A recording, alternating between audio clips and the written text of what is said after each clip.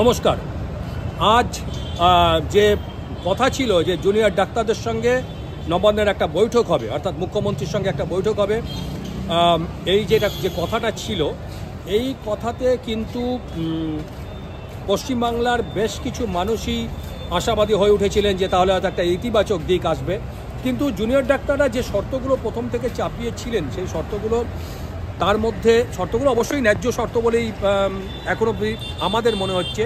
কিন্তু রাজ্য সরকার তাদের যে প্রাথমিক যেটা ছিল যে আলোচনায় যদি বসতে হয়, তাদের যেটা প্রাথমিক যে শর্তগুলো ছিল তার মধ্যে একটা হচ্ছে লাইভ স্ট্রিং হবে এই, এবং 30 জন প্রতিনিধি তাদের তরফ থেকে যাবে। কারণ পশ্চিমবাংলার যে বিভিন্ন যে সরকারি হাসপাতালগুলো রয়েছে সেখানকার তাদের যে একজন করে প্রতিনিধি আসলেও মোটামুটি 24-25 জন প্রতিনিধি হচ্ছে, 25-26 জন, সেখান থেকে 30 জন তারা বলেছেন।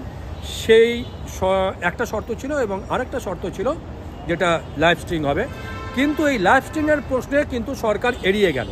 কেন এড়িয়ে গেল সেটা তারাই বলতে পারবে। কারণ এটা যেখানে আজকে জুনিয়র ডাক্তাররা যেখানে উদাহরণ দিচ্ছেন এবং এটা সত্যি উদাহরণ দিচ্ছেন, সেটা সত্যি তার নজির রয়েছে। সেটা হচ্ছে যে সুপ্রিম কোর্ট আজকে লাইভ স্ট্রিং সেখানে হচ্ছে, লোকসভা বিধানসভা সেখানে সরাসরি সেখানে আমরা দেখতে পাচ্ছি কি হচ্ছে না হচ্ছে।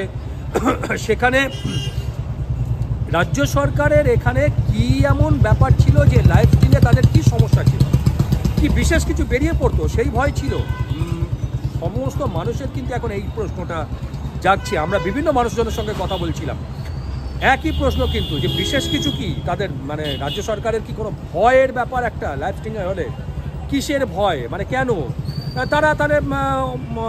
তাদের যদি মনে করতো, তাদের যারা বলছি যে এটা সুপ্রিম কোর্টের এটা বিচারাধীন রয়েছে, সিবিআইয়ের বিচারাধীন, তারা একটা অনুমতি নিতে পারতো, তারা মনে করলে একটা অনুমতি নিতে পারতো। কিন্তু এইভাবে এটাকে লাইভ স্ট্রিংয়ে তাদের অসুবিধাটা কোথায় ছিল?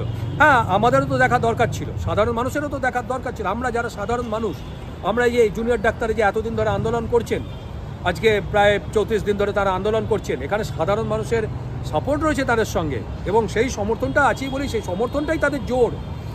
এবং যে তিলোত্তমার ওপরে যে এই পাশবিক যে অত্যাচার হয়েছে, তার বাবা মায়েরও সমর্থন রয়েছে জুনিয়র ডাক্তারদের এই আন্দোলনের সঙ্গে। এখন সেখানে আরও জুনিয়র ডাক্তার ছাড়াও যে আন্দোলন ব্যাপক অর্থে, যে পশ্চিমবাংলার প্রায় বলা যায় গোটা পশ্চিমবাংলা আন্দোলনে সামিল হয়েছে, তারা তাদের মতো করে তারা আন্দোলন করছে। কোথাও রাত দখল, কোথাও দিন দখল, কোথাও মিছিল মিটিং, নানান ধরনের যে চলছে। এখন এইখানে তাদের প্রত্যেকেরই তো জানার দরকার ছিল যে হ্যাঁ, ওখানে কি হচ্ছে আলোচনায়, এটা অসুবিধার কী ছিল, অসুবিধা আমরা তো বুঝতে পারছি না। তারা যে উদাহরণ দিয়েছেন, যে যুক্তি দিয়েছেন, এই যুক্তির সঙ্গে আমাদের কাছে বড় দুর্বল যুক্তি মনে হচ্ছে এই যুক্তিগুলোতে। সাধারণ মানুষ আমাদের কাছে তাই বলছেন। এখন এক্ষেত্রে তার জন্য একটা আলোচনা ভেস্তে গেল। আলোচনার টেবিলে যে কোনো সমস্যার সমাধান হতে পারে, এটা আমরা বিশ্বাস করি।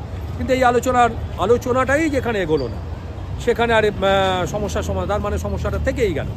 এবারে মুখ্যমন্ত্রী যারা বলছেন যে প্রয়োজনে আমি পদত্যাগ করতে পারি, ওরা বিচার চায় না, চেয়ার চায়, পদত্যাগ করতে পারি, সেখানেও বহু সাধারণ মানুষ তারাও মুখ্যমন্ত্রীর কথা তারা বলছে তাহলে পদত্যাগ করুন। কিন্তু আমাদের বক্তব্য হচ্ছে যে তিনি পদত্যাগ করবেন কি করবেন না সেটা তার ব্যাপার।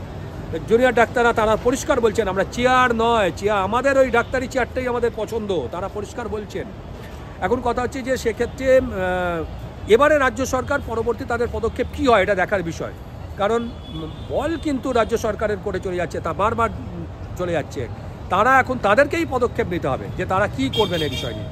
তাই এবার তারা পদক্ষেপ নিক, দেখা যাক যে পরবর্তীতে তারা কি পদক্ষেপ নেবেন। যা ঘটবে আমরা সেই মতোই আপনাদের কাছে তুলে ধরবো, যা ঘটবে। প্রগ্রেসিভ নিউজ থেকে ক্যামেরায় পূজা তালুকদারের সঙ্গে আমি শুভেন্দু পালিত, সাথে থাকুন, পাশে থাকুন। ধন্যবাদ।